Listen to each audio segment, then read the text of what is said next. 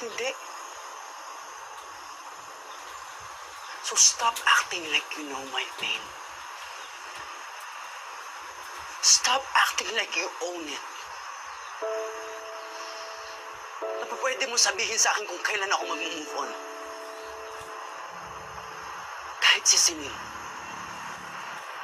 Kahit si Celine nakasama ko sa lahat na alam ang lahat, hindi pinakailaman yung mga desisyon ko. Hindi ako si Celine. So stop comparing me to her. Tama! Hindi ikaw si Celine.